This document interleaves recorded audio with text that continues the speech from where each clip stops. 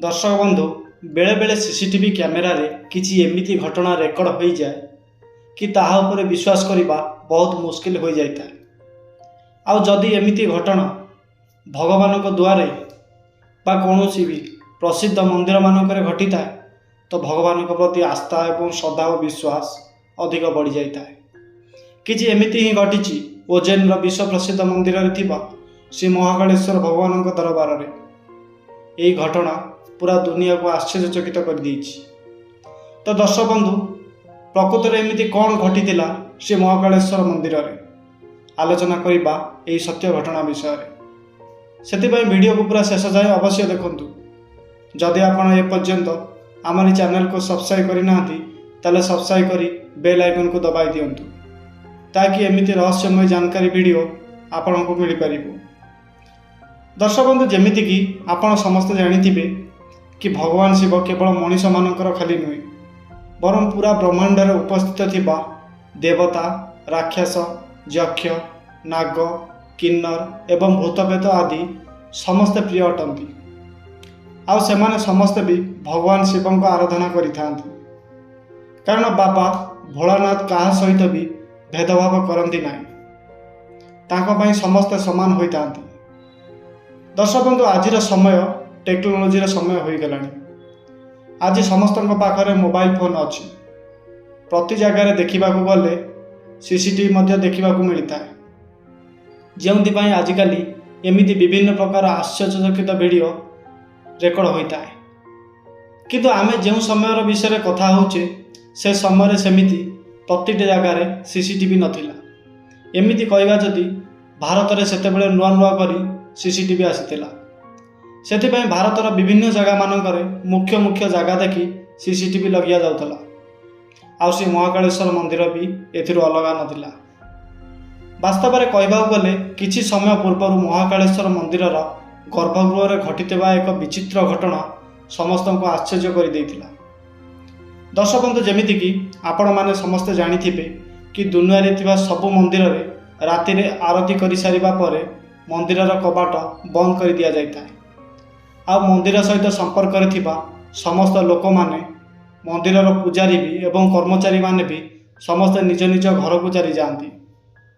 महाकालेश्वर मंदिर में भी बहुत पूर्व कालर एमती घटना घटी आसुची। दर्शक बंधु गोटे रातिर घटना प्रतिदिन परी बाबा महाकालेश्वर मंदिर में आरती चली आ पूजा अर्चना कर सारिबा परे मंदिर कबाट बंद कर दिगला। तापर मंदिर संपर्क थिबा समस्त लोक माने निज निज घर को चलीगले। से समय श्री महाकालेश्वर मंदिर में किसी कार्य निर्माण करा जाउथला कारण किछि दिन पर शिवरात्रि हबार थिला आउ आसीबाकु थिबा श्रद्धालु मानक पई नुआ रास्तार व्यवस्था करा जाउथला। सेथिपाई किछि लोक माने सेठा रही गले ताकि से व्यवस्था पर ठीक से ध्यान दिया जाय परिबो। एबे राति लगभग 2टा समय बाजी जाइतिला आउ समस्त निज निज काम लगी रही। ठीक से समय रे मंदिर गर्भगृह रे अचानक घंटी बाजिला एवं कई जने शिवलिंग पर जल चढ़ाइला परी शब्द सबु लोक मान को शुणागला। किंतु लोक माने भाविले आम कान को किछि भूल शुणागला आउ सेमाने पुणी थरे निज काम लगी जाइतिले। किंतु जेते बेले एही शब्द बारंबार बारंबार शुगागला तो सेमाने विश्वास कले कि यही शब्द मंदिर भीतर ही आसुची आ मंदिर भितर कई जने अच्छी। यही घटना घटिबा परे सेठारे थिबा समस्त काम करुथिबा लोक डरिबाकु लागिले। जेबे सकाळ हेला सेमाने यही सब कथा मंदिर प्रशासन को कहले तो प्रशासन वाला जेते बेले शुणिले सेमाने भी आश्चर्य होबाकु लागिले। जेते बेले यही घटना प्रतिदिन राति घटिबाकु लागिला तेबे सही समय मंदिर प्रशासन निर्णय नेले कि मंदिर गर्भगृह रे सीसीटीवी कैमेरा लगिया जाए ताकि यही सब रहस्यर परदा उठी जाओ। तापर गर्भगृह रे सीसीटीवी कैमेरा लगाई दिगला आउ पुणी अपेक्षा रहा रात्रि हबार। सीसीटीवी कैमेरा चालू कर दिया जाइतिला। सबुदिन परी लोक माने मंदिर आरती कर सारिबा परे निज निज घर को चलीगले। सकाळ हेबा परे जेबे प्रशासन वाला सीसीटीवी कैमेरा चेक करिले एवं से कैमेरा रे जहाँ देखागला से सब को देखा पर समस्त होश उड़ीगला। प्रकृत में से सीसीटीवी फुटेज रे समय राति 2टा समय पाखापाखि फुटेज वीडियो कड़ागला। आउ से वीडियो गोटे रहस्यमय छाया श्री महाकालेश्वर को आरती करुवा दृश्य नजर आसुची। यही वीडियो माध्यम समस्ते देखा पाइले कि गोटे अदृश्य शक्ति बाबा महाकालंकर आरती करुथिबार देखा जाउची। दर्शक बंधु, आपण को खास करी कहबाक चाहूँगी, ये कौन सी फोटोग्राफी किंबा किसी कहानी नुहे, पूरा ओरिजिनाल आउ सत्य घटना जहाँ महाकाल मंदिर गर्भगृह लगी सीसीटीवी फुटेज माध्यम रेकर्ड हो सारी।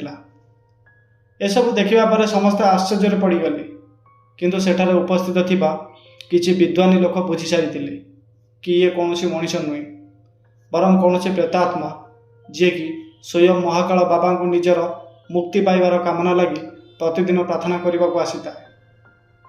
तापर समस्ते बाबा महाकाल को से प्रेतात्मार मुक्ति पाई प्रार्थना करले आ महामृत्युजय मंत्र पाठ करने को लगिले। तापर एमिति घटना आउ द्वितीय थर पर भी जमार घटला ना, जमी लगुला कि से प्रेतात्मा को मुक्ति मिल सारी। लगुला एमती कि स्वयं बाबा निजर पाद तले से प्रेतात्मा को शरण दे सारी। तो दर्शक बंधु, आपण मैंने घटना विषय कौन भावुंट आमको निजर राय कमेंट बॉक्स रे अवश्य जनातु। आ जदि वीडियो पसंद लगी तो ये वीडियो गोटे लाइक एवं शेयर करने को बिल्कुल भी भूलु ना। धन्यवाद।